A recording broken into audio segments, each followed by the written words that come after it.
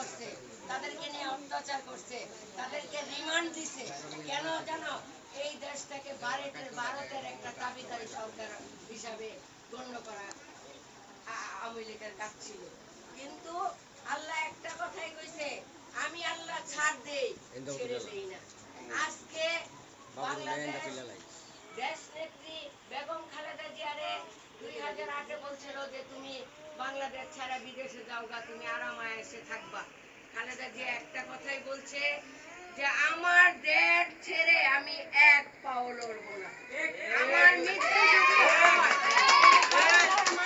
হবে, আমি পালাবো না। বিদেশে আমার বাড়ি নাই, ঘর নাই, অর্থ নাই, সম্পদ নাই, কিছু নাই। বাংলাদেশে আমার একটা বাড়িও নাই। আমি যদি থাকি, আমি বাংলাদেশে থেকে আমি বাংলাদেশের জনগণের সামনে আমি মরব। খালেদা জিয়াকে এই জন্য বলে আদর্শ নেত্রী। আর আজকে এই খালেদা জিয়ারে মিথ্যা একটা মামলা দিয়া এতিমের 6 কোটি টাকা এখন 19 কোটি টাকা হয়েছে, যে ব্যাংকে টাকাটা রাখা হয়েছে। হ্যাঁ, এইটার মামলা সেনাবাহিনী মাইনাস প্লাস করতে গিয়া শেখ হাসিনার যখন অ্যারেস্ট করছে, তাইলে তো খালেদা জিয়ারও অ্যারেস্ট করতে হইব। এইটা -2 ফর্মুলা দিয়া খালেদা জিয়ারে ভিতরে নিছে এই মামলাগুলো দিয়া। এই মামলাগুলো মাত্র খালেদা জিয়ার মামলা ছিল নাইকো, আর এই যে এতিমখানার টাকার, আর গেটপুর একটা 3টা মামলা ছিল। আর সবচেয়ে মামলা বেশি ছিল শেখ হাসিনার 15টা মামলা ছিল। সে দল ক্ষমতায় আইছে, তার মামলাগুলো খালাস করে নিছে। আর আমাদের দেশ নেত্রী বেগম খালেদা জিয়ার মামলাগুলো দিয়া আপনারা কোনোদিন শুনছেন যে হাইকোর্টে একটা রায় হয়ে গেছে, মামলা 5 বছরের সাজা? এইটারে সুপ্রিম কোর্ট নিয়ে আবার এই রায়ের উপরে শুনানি করে তাকে 8 বছর কারাদণ্ড দিচ্ছে। এটা একটা বহির্বিশ্বের কাছে নজিরবিহীন হয়ে রয়েছে। তাহলে কি হয়েছে? তারপরে এই জিয়া পরিবারের ধ্বংস করার জন্য অনেক চেষ্টা করছে। এই বিএনপিকে ভেঙ্গে ভেঙ্গে টুকরো টুকরো করার সচেষ্টা করছে। কিন্তু আমরা যারা বিএনপি কর্মীরা আছি সবাই বলছি যে বিএনপির 1 ফোঁটা রক্ত যেখানে পড়বে, সেইখান থেকে হাজার হাজার বিএনপি জন্ম নেবে। আমরা সেই কথা বলি। ঢাকার শহরে স্লোগান দিয়েছি। স্লোগান দিয়ে আপনারা দেখছেন তারা স্বৈরাচাররা পাতানো নির্বাচন করছে। সেই নির্বাচনে তারা ভোট কারচুপি, এটা তো আমার বলতে হবে না, আপনারা নিজেই দেখছেন যে কেন্দ্রে কোনো ভোটার নাই, ভোটবিহীন সরকার গঠন করছে।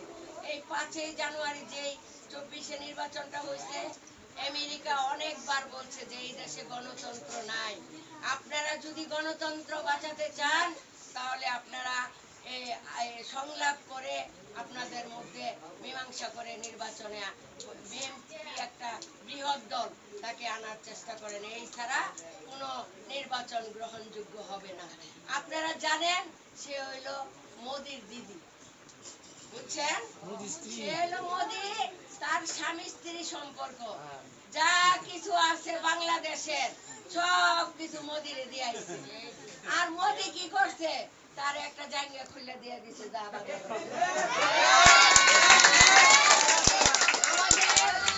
বিদ্যুতের অভাব কেন? আদানির সাথে চুক্তি করে আমাদের পার্বত্য সুন্দরবনকে দিয়ে দিছে আদানি। আমাদের আজকে বিদ্যুৎ অভাব থাকতো না যদি আমরা বিদ্যুৎ কেন্দ্র স্থাপন করতে পারতাম। আমেরিকা বড় বড় এই জার্মান এরা করছিল যে আমরা বিদ্যুৎ উৎপাদন করে দিই, কিন্তু এই সরকার চিন্তা করছে যদি আজকে তাদেরকে দেই তাহলে এই মোদিরে আমি খুশি করতে পারবো না, আর এই বাংলাদেশে আমি টিকে থাকতে পারবো না। এই জন্য সে মোদির কাছে। আপনারা জানেন চীন সর্বোচ্চ ঋণদাতা আমাদের বাংলাদেশে। চীনের কাছে গিয়া চীনের ধর্ম ভাই বানাইছে, হওয়া হওয়া হওয়া হওয়া। চীন আইছে দেশে, আয়া কি করছে? এই যে কালবার কইছে কত টাকা লাগবে, এটা চীনের জিজ্ঞেস করছে। আমি পদ্মা সেতু করবো, কত টাকা লাগবে? কইছে বেশি না, এই 300 কোটি টাকার মতো লাগবে। 1400 কোটি টাকা বাজেট কর। চীন বাধ্য দিতে। চীন হলো একটা লোভী স্বার্থপর দেশ। আপনারা আদানা দিব, আপনার কাছ থেকে 1 টাকা নিয়ে যাবে। এই চীনেরা বাংলাদেশে আনছে, আইনা সে কাজ করাইছে, 4 আনা 12 আনা তার ছেলের জন্য পাঠাই দিচ্ছে আমেরিকাতে। এরকম করে এই যে মেট্রো রেলের লেগে কাঁদবে।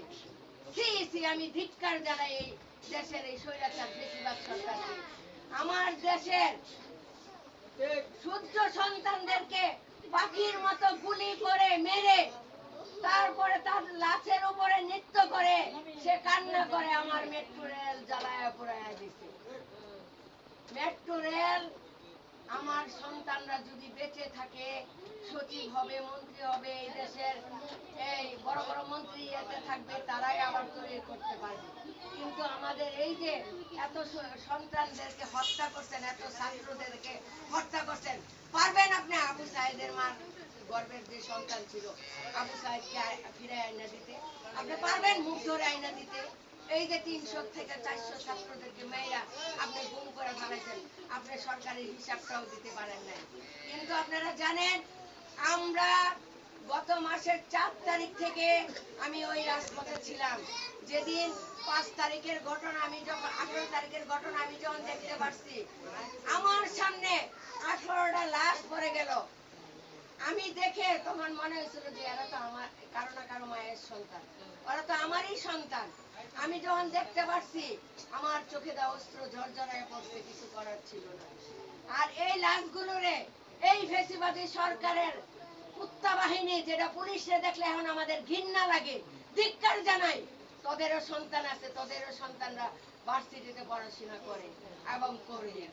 এই পুলিশ বাহিনী লাশ বিশ্বাস করবেন না, কাতরাইতেছে, দমটা যাওয়ার পরে মানুষ ছয় এই পাওয়ে ধরে টাইনা হেসরায় হেসরায় রাস্তার কিনারে রাইখা দিয়া তারা টিয়ার সেল এবং গুলি করা করতেছে। তো এটা কি সভ্য দেশ? এটা কি সভ্যর একটা সরকার? হ্যাঁ, এগুলি করা উচিত। এনসি হাসপাতালের উপরে মানুষ রোগীরা গেছে, ওইখানে বাড্ডা, আপনারা জানেন রামপুর আর বাড্ডা, এখানে সব ভার্সিটির ছাত্ররা ছিল, ওইখানে আমিও ছিলাম, আমার ছেলে ছোটরাও ছিল, এদের জন্য খাবার টাবার নিয়ে গেছি। আমরা যখন দেখছি র্যাবের মতো নিকৃষ্ট একটা বাহিনী আপনার হেলিকপ্টার দিয়ে বৃষ্টির মতো গুল্লি পড়তাছে, একই গল্লিতে 5 জন নিরহ মানুষ হত্যা করছে। আর ছাত্ররা তো কাজ চিত হয়ে যে পড়ে রয়েছে, কার মার সন্তানেরা বলতে পারি। আমি ভিডিও করছি এবং রুমের ভিতরে নওশিন, তারপরে রাবিন, ওরা কি দুষ করছিল, ছোট বাচ্চা খেলাধুলা করতেছে, রুমের ভিতরে গুলি গিয়া মারা গেছে। 9 জন শিশু ছাত্র মারা গেছে, সন্তান মারা গেছে। তো এই যে আল্লাহ, আল্লাহ কইছে আমি ফেরাউনরেও ছাড় দিয়েছিলাম, আমি নমরুদরেও ছাড় দিছিলাম, কিন্তু ছেড়ে কাউকে দেইনি। দিছে আল্লাহ, ফেরাউনরে ধ্বংস করছে না? এরে বহির্বিশ্বের থেকে ফেরাউনের চেয়ে খারাপ তুলনা করছে। যে ফেরাউন দিনের বেলা খোদা ডাকতো, মানতে কইতো, রাতের বেলা কিন্তু আল্লাহর কাছে ঠিকই হাত উঠাইতো। কিন্তু এই শেখ হাসিনা আল্লাহর নামে কোনদিন তার মুখে কোনো ভাষা শুনি নাই। কেন শুনি নাই? সে তো একটা হিন্দুর ঘরে জন্ম, তার বাবাও সে অবৈধ জারজ সন্তান, তার মার নাম ছিল গৌরীবালা। সে এই গৌরীবালা ইন্ডিয়াতে আমি অনেকবার গেছি, তো অনেক বুড়া ঠাকুরদার কাছ থেকে শুনতে পাইছি। এই গৌরীবালা ছিল একটা জজ সাহেবের মেয়ে। জজ সাহেবের মেয়ে থেকে শ্রীলঙ্কার একটা শ্বেতাঙ্গর সাথে তার প্রেম ছিল, অবৈধ এই সন্তান হয়ে গেছিল যে শেখ মুজিবুর। শেখ মুজিবুর যখন গর্বে আইছে তখন শেখ মুজিবুরের বাপ আবার হেনে পিএসের চাকরি করতো। তখন কইছে আমি এই শ্বেতাঙ্গর কাছে বিয়ে দিলে আমার এই এই ভারতবর্ষে আমার ইজ্জত থাকবো না, তুই আমারে বাঁচা, এরে নিয়ে বাংলাদেশে যাবা। এই 10 মাসে ফ্যাক্টরি বাংলাদেশে আইসে মুজিবুরের আইন না, তারপরে এই যে তার গরিবালার নাম দিছে কি এই সাহেরা খাতুন দিয়া, এই গর্ভ অবস্থায় তারপরে শেখের বাপের সাথে বিয়ে বলেছে। হিন্দুর ধর্ম এত মোদির এই টানবো, এছাড়া আর কোনো কিছু টানবো? টানবো না। হ্যাঁ, মোদির ভক্ত। সৌদি, কুয়েত, কাতার, আমাদের ইরান, তুর্কি, মালয়েশিয়া, মালদ্বীপ, যতগুলি মুসলিম কান্ট্রি আছে সব কান্ট্রি থেকে তারে ধিক্কার জানাইছে। তারে কোনো কান্ট্রিতে রাখার অনুমতি দিচ্ছে না। ইউরোপ কান্ট্রিতে তো পাচ্ছেই না, তারপরে যে তারা মুসলিম, যে মিডিল ইস্ট আমাদের মুসলিম কান্ট্রি, সেইখানেও তার জায়গা নেই। এখন যাবে কোথায়? 4টা দেশ আছে, ওই দেশে কোনো বন্ধু বিনিময় চুক্তি নাই। ফিনল্যান্ড, অস্ট্রেলিয়া, আর আরেকটা আছে হলো সাউথ আফ্রিকার মধ্যে আরেকটা কান্ট্রি। 4টা দেশের মধ্যে সে যেতে পারবে, এখন তারা যেতে পারতেছে না। আমি একটা কথাই বলতে চাই, যদি কোন জায়গায় লীগ কোন সমস্যা করে, লীগের জবাব মনে করো এইভাবে দিবা যাতে এলাকার ভিত্তি থাকতে না পারে। কারণ আমাদেরকে 18টা বছর জ্বালাইছে, আর 100 বছরের মধ্যে আওয়ামী লীগ আর বাংলাদেশে আসবে না ইনশাআল্লাহ।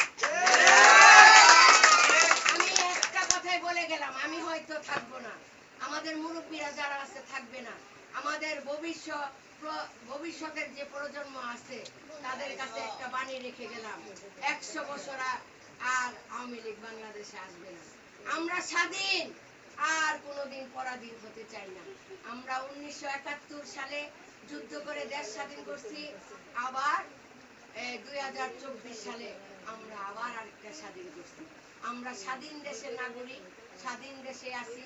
আরেকটা কথা না বললেই নয়, আমাদের এলাকা ভিত্তিক যারা হিন্দু আছে তারা বাংলাদেশে তাদের জন্ম, আমরা তাদেরকে বৈষম্য ভাবে দেখব না। তারা হিন্দু, আমাদের জাতি।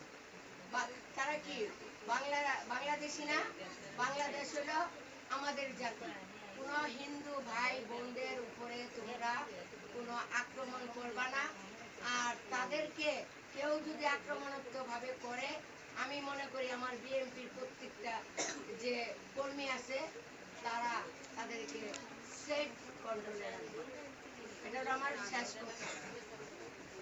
যারা হিন্দু ভাই বোনেদের আছে তাদেরকে তোমরা